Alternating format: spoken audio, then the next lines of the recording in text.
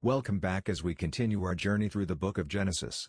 In the previous chapters, we've witnessed the story of Joseph take a dramatic turn, as he was sold into slavery by his own brothers out of their jealousy and resentment. Now, in Genesis chapter 39, we return our focus to Joseph and see how God's sovereign hand is at work, even as Joseph finds himself in the midst of incredibly difficult and unjust circumstances. This chapter will show us how Joseph, through his integrity and faithful obedience to God, rises to a position of great responsibility and influence in the household of Potiphar, one of Pharaoh's officials.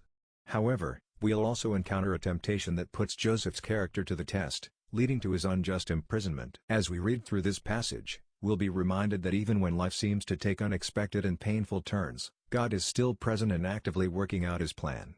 Joseph's story demonstrates the power of trusting in the Lord, even when we cannot see the full picture or understand the reasons behind our trials. Through Joseph's experiences, we'll discover lessons about resisting temptation, maintaining godly character, and clinging to hope in the face of adversity.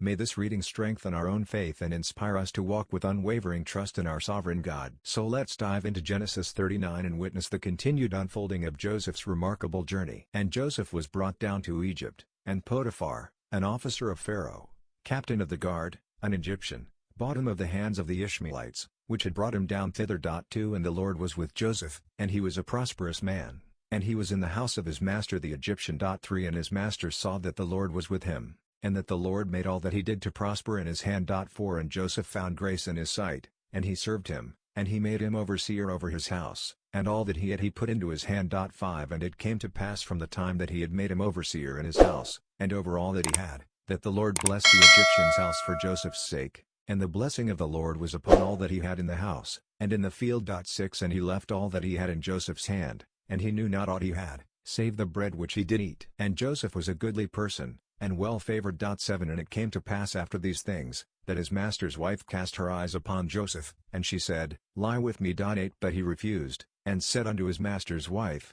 Behold, my master wotteth not what is with me in the house, and he hath committed all that he hath to my hand. There is none greater in this house than I. Neither hath he kept back anything from me but thee, because thou art his wife. How then can I do this great wickedness, and sin against God?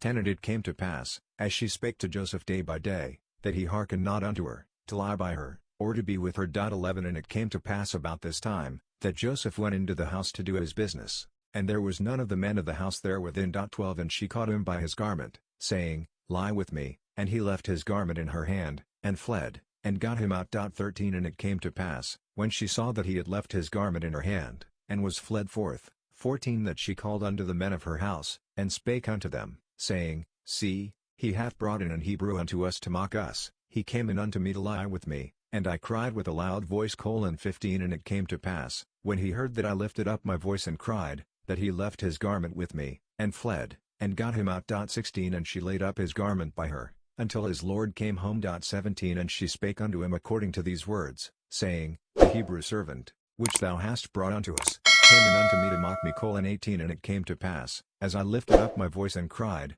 that he left his garment with me, and fled out. 19 And it came to pass, when his master heard the words of his wife, which she spake unto him, saying, After this manner did thy servant to me, that his wrath was kindled. 20 And Joseph's master took him, and put him into the prison, a place where the king's prisoners were bound, and he was there in the prison. 21 But the Lord was with Joseph, and showed him mercy, and gave him favor in the sight of the keeper of the prison. 22 And the keeper of the prison committed to Joseph's hand all the prisoners that were in the prison, and whatsoever they did there, he was the doer of it. 23 The keeper of the prison looked not to anything that was under his hand, because the Lord was with him, and that which he did, the Lord made it to prosper. And with that, we've come to the end of our reading of Genesis chapter 39. This chapter has provided us with a powerful continuation of Joseph's story, as we've seen him navigating the challenging circumstances of slavery and unjust imprisonment. Despite the adversity he faces, Joseph's unwavering faith and integrity shine through. He consistently chooses to honor God and do what is right, even when it comes at a great personal cost. This is a powerful testimony to the transformative work of the Holy Spirit in Joseph's life. As we reflect on this chapter, we're reminded that God is always at work, even in the midst of our darkest and most trying moments. Joseph's story assures us that the Lord is sovereign and that he is able to use any situation, no matter how bleak, to accomplish his perfect will. This passage also challenges us to examine our own lives and character. Are we, like Joseph, willing to stand firm in our faith and resist temptation, even when it's difficult? Do we trust that God is working all things together for His good purposes, even when we cannot see the complete picture? May the example of Joseph's steadfast faith and obedience inspire us to deepen our own relationship with the Lord.